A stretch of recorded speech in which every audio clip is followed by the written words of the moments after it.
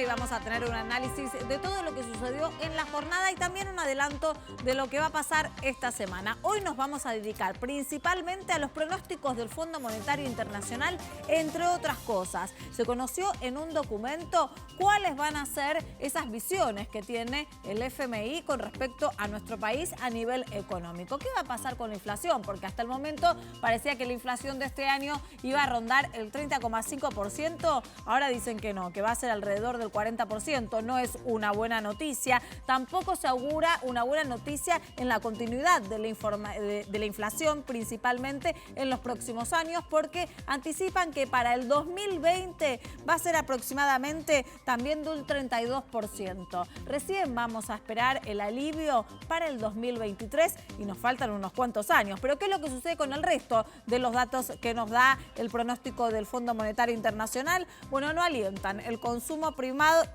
cae un 2,3% este año. Tampoco son buenos los pronósticos para la inversión, para nada, pero principalmente uno se pregunta, bueno, ¿qué pasa con el crecimiento del país? ¿Vamos a poder ir sosteniendo un crecimiento aunque sea de a poquito? Tampoco parece ser la forma, porque estaba estipulado en un 2,2 y ahora, recalculando, hacemos un 1,1 según el Fondo Monetario Internacional. Los datos no son muy alentadores, pero hay que preguntarse en todo este contexto, en un año electoral, estos mismos datos, de aquí a diciembre, ¿se van a modificar?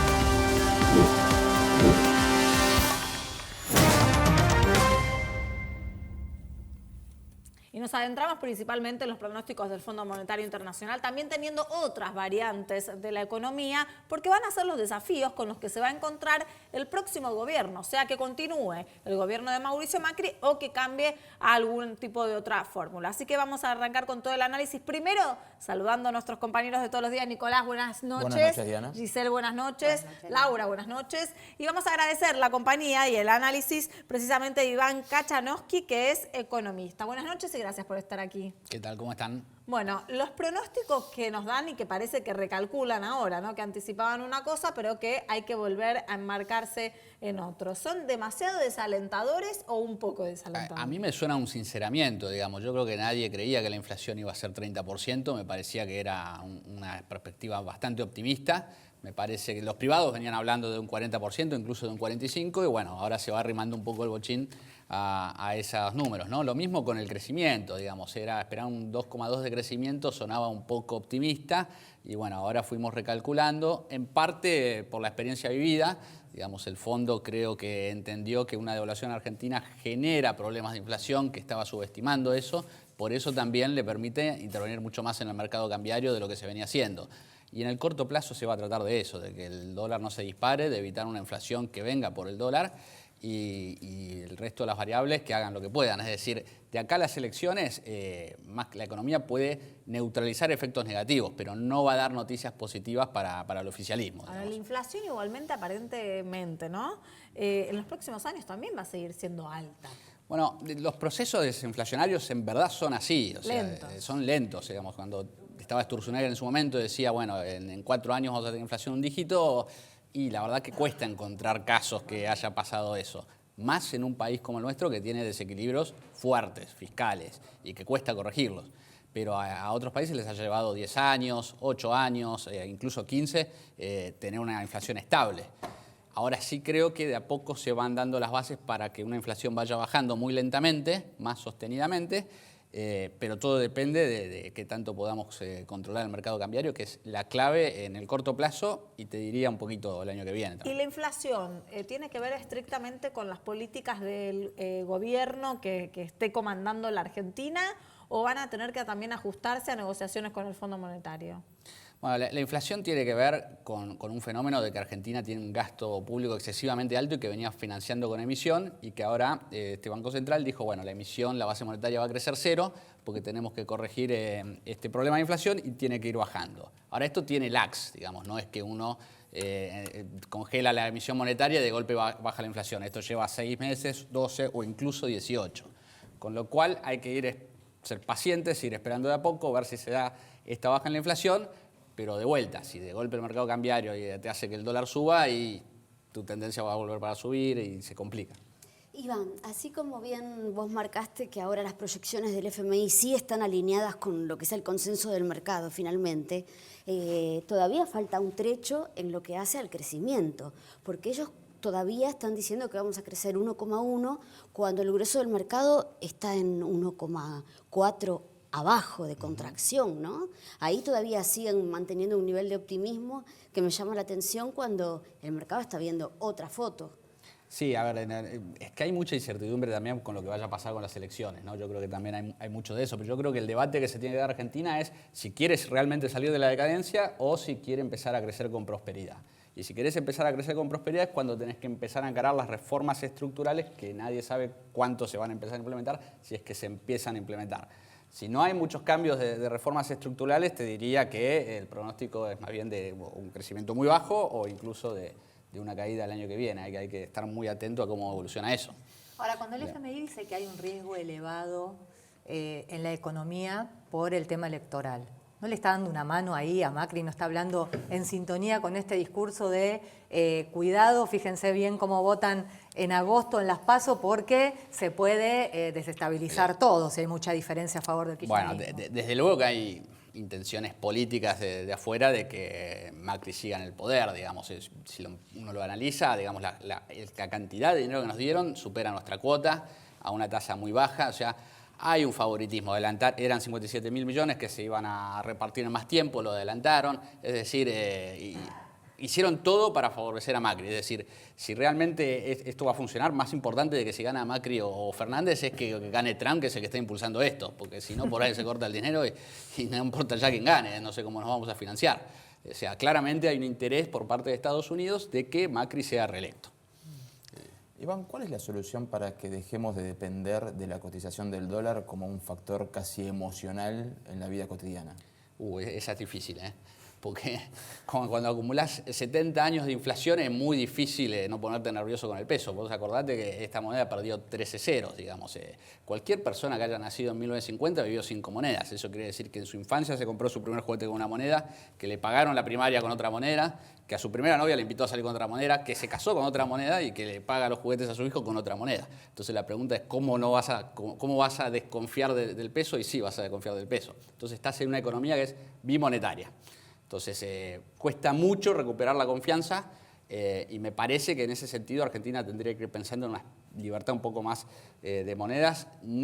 Esto no implica dolarizar, pero sí darle la libertad a los argentinos de usar la moneda que quieran para resguardarse, porque esta moneda pierde valor constantemente. O sea, si realmente vos querés proteger a los consumidores, tenés que darles la alternativa de que vayan a una moneda que no pierda valor, y esta moneda pierde valor todo el tiempo.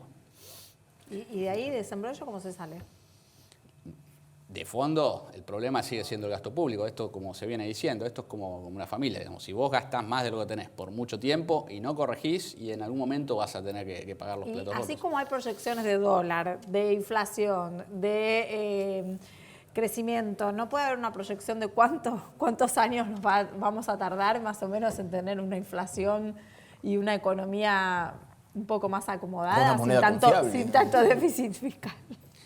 Bueno, a ver, digamos, este déficit se va a ir reduciendo, eso es lo que vienen diciendo.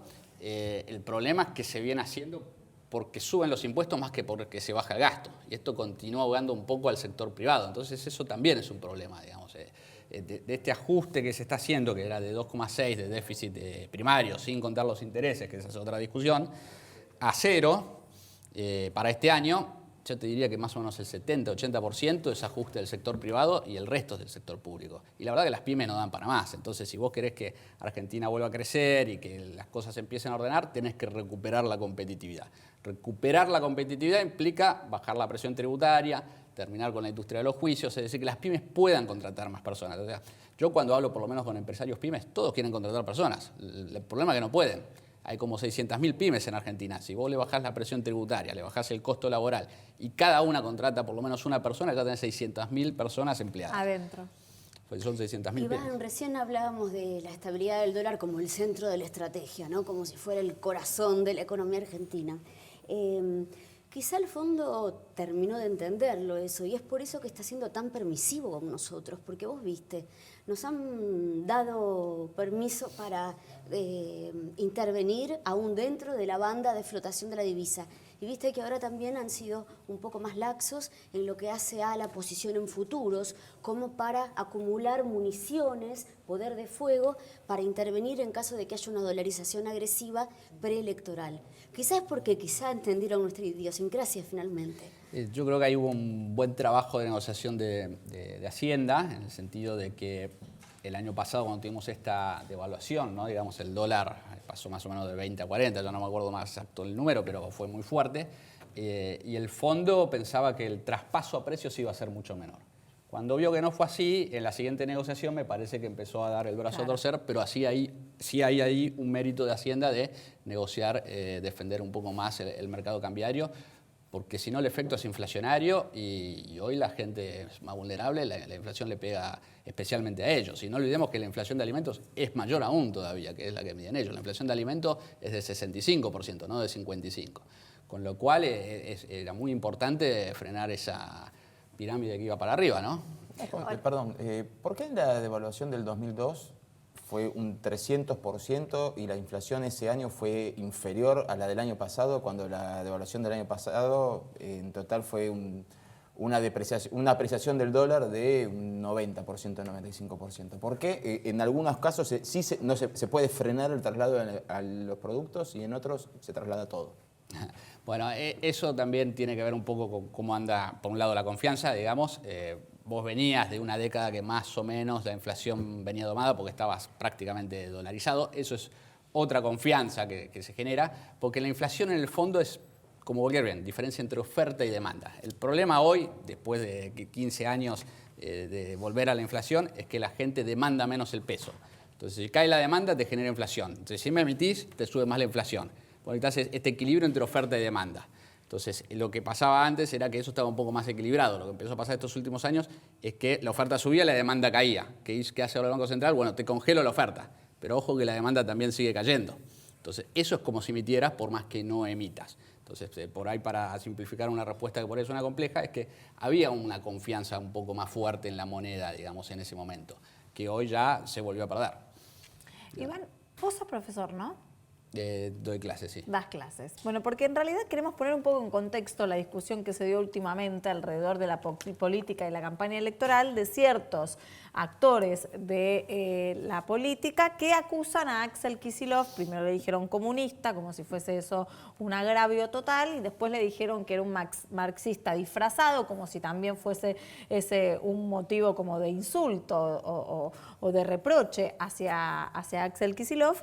Y después entraron en toda la discusión de si es marxista o no es marxista, como una cuestión de desprecio. Pero quizás la gente se queda pensando, ¿qué significa que lo acusen de marxista? Bueno, Marx escribió de varias cosas, ¿no? Digamos, Bueno. Que lo acusen de marxista, supongo que significa que está pensando en un Estado demasiado intervencionista, digamos, por ahí, más que un keynesiano. Digamos, el keynesiano, por lo menos cuando Keynes escribió, era el Estado tiene que intervenir dado que el mercado falla y bueno, para arreglar un poquito hasta que la crisis pase. En cambio, el marxista cree por ahí en un Estado mucho más presente y donde ve a un capitalista o a un empresario como un expoliador del trabajador, digamos. Entonces, de alguna manera, el debate se lleva también al rol que tiene el empresario, digamos. ¿Es realmente cierto que el empresario está expropiando a los trabajadores o eso no es tan así? Con toda la teoría, ¿no?, de la plusvalía, digamos. Entonces, me parece que es llevar a un extremo una idea que no sé si Kicillof es marxista o no. Lo que sí sé es que las ideas de Marx ya se han mostrado que no han funcionado, digamos. Habla de que se pueden determinar precios por los costos de producción y eso claramente no es así, se puede demostrar muy sencillo. Es decir, vos agarrás un pintor que pinte una casa en Barracas, sí, lleva a ese mismo pintor a Estados Unidos con el mismo pincel, con el mismo balde, con la misma pintura que pintan en la misma cantidad de horas y va a ganar mucho más. Entonces, no es que los precios están determinados por los costos, hay otras variables en juegos. Y eso fue demostrado muy poco después de que Marx escriba El Capital, que se publica el volumen 1 en 1867. En 1871 hay una revolución muy importante en economía, que se llama la Revolución Marginal, donde diversos autores mostraron que no es una cuestión objetiva la determinación de los precios, sino que es algo subjetivo. Y es tan intuitivo que hasta a veces cuesta entenderlo, pero básicamente lo que está diciendo eso es que nosotros tenemos gustos distintos. O sea, algunos son de River, otros son de Boca, algunos estamos más tristes, otros estarán un poco más contentos, a algunos les gusta la carne, a otros les gusta la pasta, y no es algo que se pueda determinar objetivamente. Es decir, el marxismo fue refutado hace tiempo, yo creo que básicamente se discute acá. Sí. ¿Por qué se lo apunta como si fuese un error, como si fuese algo malo? Bueno, hay que ver también quién lo dice. Digamos, juega un rol fuerte las ideologías. Me parece que... Los peronistas lo dicen. Fíjate no, que parece más, ¿no? Una interna. Pichetto, Nielsen. Y por ahí porque quieren distinguirse de cierto sector, supongo que de la izquierda, ¿no? Sí. Y mostrarse un poco más racionales, y más en un contexto político donde se supone que el peronismo racional es donde puede tener alguna chance. Digamos, la voz de la izquierda en Argentina fue bastante reducida históricamente, con lo cual, si lo analizás desde el punto de vista político, te vas a querer desprender de eso. Ahora, Alberto Fernández no dice... ¿De qué lado estás más cerca? La verdad que Pobre está haciendo un equilibrio impresionante, ¿no? Porque está entre Kicillof y Nielsen. No dice quién es su referente. ¿De quién está más cerca? ¿Sabemos de Nielsen o de Kicillof? No, yo no tengo ni idea de quién está más cerca. Pero queda claro qué va a hacer Alberto Fernández, porque Kicillof dice que hay que intervenir los capitales y Nielsen lo trató de ignorante a Kicillof, por no conocer el mercado, los mercados internacionales y las leyes internacionales. No, bueno, claramente ahí tenés dos economistas diametralmente opuestos en ideas. Opuestos, claro. Que están en el mismo espacio. Que están en el mismo espacio. No sé qué irá a pasar, pero supongo que Alberto Fernández después, en base a lo que digan las encuestas, elegirá, porque la política... Quizás jugar así a 2 puntas le convenga, o en esta instancia, por ahora, le resulte funcional. Pero para los mercados no sé, porque justamente lo que está el fondo y lo que están diciendo los mercados es cuidado qué diferencia sacan las PASO Alberto Fernández, porque si no se desbanda todo. Totalmente, pero por ahí está más asociado a Cristina que a Kicillof, no lo sé, ¿no? Digamos, pero digamos, el nombre que está rondando es que por ahí vuelva a Cristina, y eso a los mercados puede llegar a ponerlos nerviosos si lo interpretan como la vuelta del populismo. Entonces, si la fórmula FF le saca mucha ventaja a Cambiemos, puede generar una distorsión en los mercados porque crece la incertidumbre de que no se sabe quién va a ser el próximo presidente. ¿No te sorprende que en estas elecciones, justo cuando pensábamos que ya no se discutían más ideologías, estemos hablando de marxismo, de liberales que se van con fascistas, de fascistas que te acusan a otros, de populistas de izquierda, populistas de derecha, y de golpe uno dice, ¿no era que se habían acabado las ideologías? Eso lo decía Menem. Es que era la época de Fukushima y el fin de la historia, de eso ya... No sé si me sorprende, no sé si me puse a pensarlo tanto, pero está claro que sí, que están un poco resurgiendo las ideologías y sobre todo las más extremas de los dos lados, creo, ¿no? Yo creo que se están empezando a escuchar un poco más las voces más extremas y bueno, después en el medio juega un equilibrio complicado que irá viendo para qué lado Ahora, a la hora de gobernar, adeptos. ¿se puede gobernar con opiniones y pensamientos tan extremos? De un lado y del otro, no importa cuál. A ver, yo creo que los extremos tratan de marcar un norte, ¿no? Es como una brújula. Entonces, vos estás en un extremo, crees que ese es el camino correcto y después ves cuál es la mejor manera de intentar acercarte a ese camino. De otro extremo, supongo que piensan lo mismo. Ahora, como norte, como objetivo, me parece muy bien fijarlos, pero también hay que tener cierto pie en la realidad y decir, bueno, hasta qué podemos hacer, qué no, qué sí, con qué velocidad, en qué vamos a ser gradualistas, en qué no vamos a ser tan gradualistas, y eso requiere, bueno, así analizar la coyuntura y lo que viene pasando en el margen en el país. Y en lo pragmático, en el ejercicio, en lo que piensa y en lo que dice constantemente Nielsen, ¿cerca de quién está más cerca? ¿De Cristina o del ambiente de Mauricio Macri? Bueno, yo no lo conozco personalmente a él como para decirte, pero es una persona que a mí me cuesta entenderla, te puedo decir eso. Con la baña también. Sí. No lo sé de quién está más cerca, pero espero que esté más cerca de las ideas correctas. Es buena Ya que hablamos respuesta. de ideas. Muchísimas gracias, buenas noches y gracias por haber estado aquí. Nosotros vamos a un corte y enseguida regresamos.